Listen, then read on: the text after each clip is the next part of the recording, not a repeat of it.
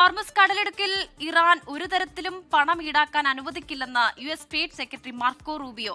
Hormuz ആണവ വിഷയങ്ങളിലുള്ള നിലപാട് നിലനിർത്തി മാത്രമേ സമാധാന കരാർ സാധ്യമാവുകയുള്ളൂവെന്നും മാർക്കോ റൂബിയോ. ബഹ്റൈനിലെത്തിയ മാർക്കോ റൂബിയോ ഗൾഫ് രാഷ്ട്രങ്ങളുടെ പിന്തുണയ്ക്ക് നന്ദി അറിയിച്ചു.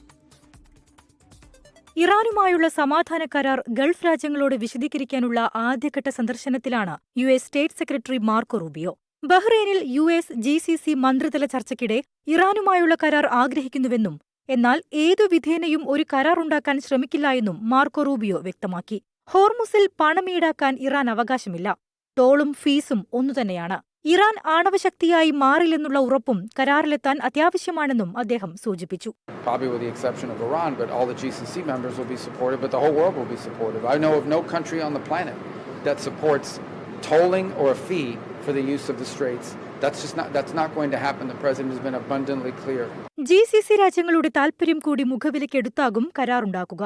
പ്രതിസന്ധി ഘട്ടത്തിലും അമേരിക്കയും ഗൾഫ് രാഷ്ട്രങ്ങളുമായുള്ള ബന്ധം ദൃഢമായി നിന്നു. The president's been cleared.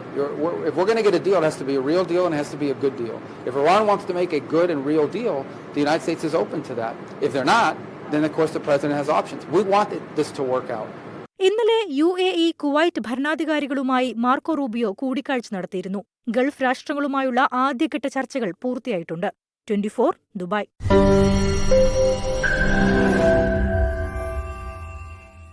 ലോകത്തെവിടെയായാലും ഏത് സമയത്തും 24 വാർത്തകളും ഓഗ്മെന്റഡ് റിയാലിറ്റി പാക്കേജുകളും എക്സ്പ്ലെയിനറുകളും വിശദമായി കാണാൻ ഞങ്ങളുടെ യൂട്യൂബ് ചാനൽ നിങ്ങൾക്ക് സബ്സ്ക്രൈബ് ചെയ്യാം.